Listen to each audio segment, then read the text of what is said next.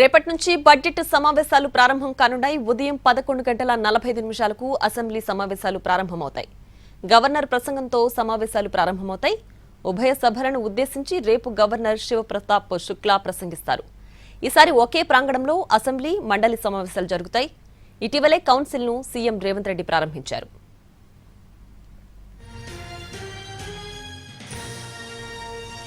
రేపు అసెంబ్లీ ప్రాంగణంలో తెలంగాణ తల్లి విగ్రహ ఆవిష్కరణ జరగనుంది. గవర్నర్ శివప్రతాప్ శుక్లా విగ్రహాన్ని ఆవిష్కరించనున్నారు. విగ్రహ ఆవిష్కరణ తర్వాత అసెంబ్లీలో ఉభయ సభలను ఉద్దేశించి ప్రసంగిస్తారు గవర్నర్.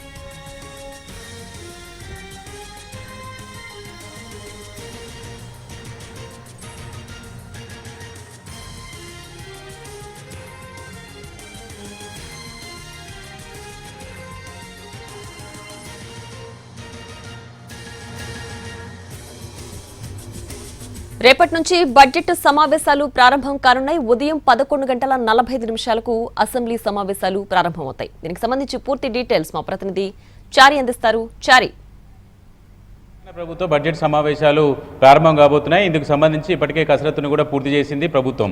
బడ్జెట్కి సంబంధించినటువంటి కసరత్తు ఎలా ఉన్నా రేపు ఉదయం 11:45 ఉభయ సభలను ఉద్దేశించి రాష్ట్ర గవర్నర్ ప్రసంగించబోతున్నారు. అంతకుముందు తెలంగాణ ప్రభుత్వం అసెంబ్లీలో తెలంగాణ తల్లి విగ్రహ ఆవిష్కరణకు సంబంధించినటువంటి ఏర్పాట్లన్నీ కూడా పూర్తి చేసింది. తెలంగాణ తల్లి విగ్రహాన్ని కూడా ఆవిష్కరించాలని ప్రభుత్వం నిర్ణయించింది. కాబట్టి 11:27 తెలంగాణ తల్లి విగ్రహాన్ని గవర్నర్ ఆవిష్కరిస్తారు. ఆ తర్వాత ఉభయ సభల్ని ఉద్దేశించి రాష్ట్ర గవర్నర్ ప్రసంగం ఉంటుంది. గవర్నర్ ప్రసంగం ముగిసిన తర్వాత స్పీకర్ ఛాంబర్లో బీఎస్సీ సమావేశం ఉంటుంది, బిజినెస్ అడ్వైజరీ కమిటీ సమావేశం. ఈ సమావేశంలో శాసనసభ పని దినాలు, ఏ ఎజెండా మీద చర్చించాలి, ఏ రోజు ఏ అంశం మీద చర్చించాలి అనే దానికి సంబంధించినటువంటి చర్చ ఉంటుంది. కాబట్టి బీఎస్సీ సమావేశమే ఫైనల్ చేస్తుంది. కాబట్టి దానికి సంబంధించినటువంటి సమావేశం 2 గంటలకు బీఎస్సీ సమావేశం ఉంటుంది. అయితే మొత్తానికి తెలంగాణ ప్రభుత్వం బడ్జెట్కు సంబంధించినటువంటి రూపకల్పన ఇప్పటికే పూర్తి చేసుకున్నటువంటి నేపథ్యం. అలాగే ప్రతిపక్షాలు కూడా తెలంగాణ ప్రభుత్వాన్ని, ప్రజల సమస్యలకు సంబంధించినటువంటి అంశాలు, ఇతరత్ర ఎజెండాని కూడా ఇప్పటికే ఫిక్స్ చేసుకున్నటువంటి పరిస్థితి అయితే కనపడుతుంది. ఈ నేపథ్యంలోనే బడ్జెట్ సమావేశాలకు అటు అధికార పార్టీ, ఇటు ప్రతిపక్షాలు రెండూ కూడా సంసిద్ధమైనటువంటి పరిస్థితి అయితే కనపడుతుంది. ఇప్పటి వరకు అసెంబ్లీ, కౌన్సిల్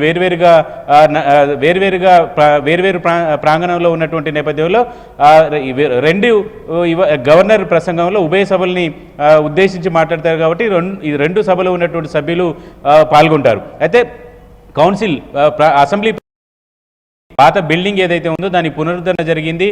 పూర్తి స్థాయిలో పనులన్నీ పూర్తయి ఇటీవలనే సీఎం రేవంత్ రెడ్డి కూడా కౌన్సిల్ హాల్ని కూడా ప్రారంభించారు. కాబట్టి గవర్నర్ స్పీచ్ తర్వాత జరిగేటువంటి బడ్జెట్కి సంబంధించినటువంటి సెషన్ అంతా కూడా కౌన్సిల్కి సంబంధించి అటు అసెంబ్లీ, ఇటు కౌన్సిల్ రెండు కూడా ఒకే ప్రాంగణంలో జరుగుతున్నాయి.